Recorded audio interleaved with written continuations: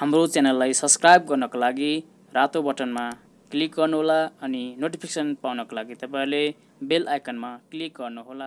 धन्यवाद। Hello, what's up guys? Welcome back to my channel. Today I'm going to teach you about how to open shorted phone. This phone it's shorted. यो phone चाहिँ shirt भएको छ है। यो shirt भएर of भएको छ पुरै। यो अन भइरहेको छैन। अब यसको शर्ट कसरी ओपन गर्ने? How to open the shorted phone? How to fix shorted phone?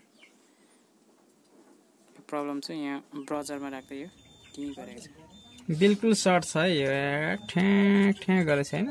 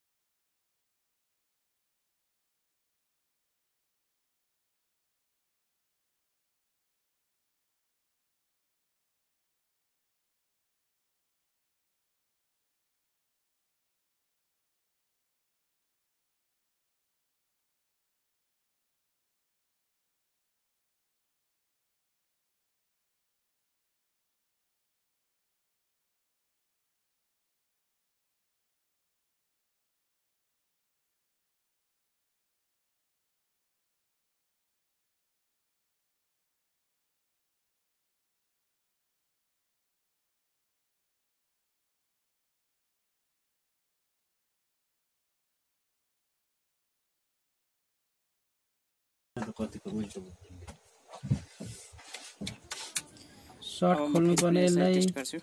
यो पुरै सर्ट छ। म यसलाई वन बाइ वन कम्पोनेन्ट टेस्ट गर्छु।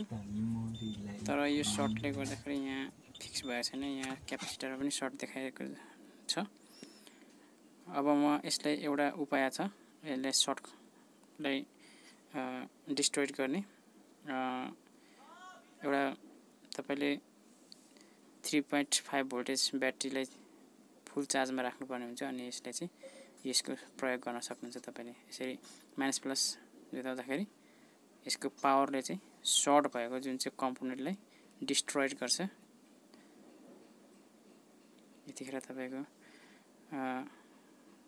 म यसलाई यो जुन चाहिँ ब्याट्रीको कनेक्टरमा माइनस प्लस हेरेर तपाईले यो ब्याट्री हेर्नुस्।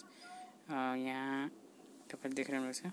यो माइनस प्लस मिलाउनु पर्ने हुन्छ। यो माइनस छ, यहाँ पहिला प्लस छ। यदि माइनस प्लस मिलाउनु भएन भने फेरि तपाईको फोन बनिने हैन, सदाबहारको लागि बिग्रिन सक्छ। माइनस प्लस टक्क मिलाएर यसरी एकचोटी टडक ठ्याक भइसक्यो। यसले रियाक्सन गरिसक्यो। यसले सर्टलाई ओपन गरेछ कि छैन। यसको ब्राउजर बिल्कुलै बन्द भएको छ। यो सर्ट खुलिसकेको छ। सर्ट भएको कम्पोनेन्टलाई डिस्ट्रोय भइसकेको छ। म यसलाई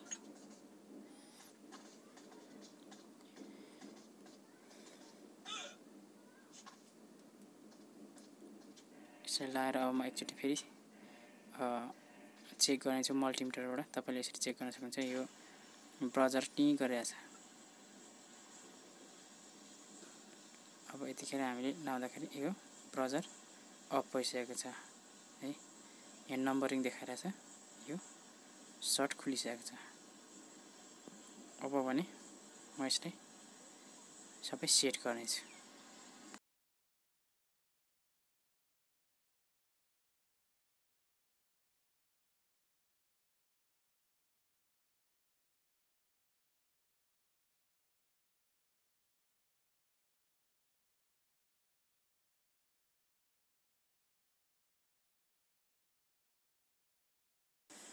सिम्पली म यसलाई ब्याट्री लाएर अन गर्ने प्रयास गर्नेछु।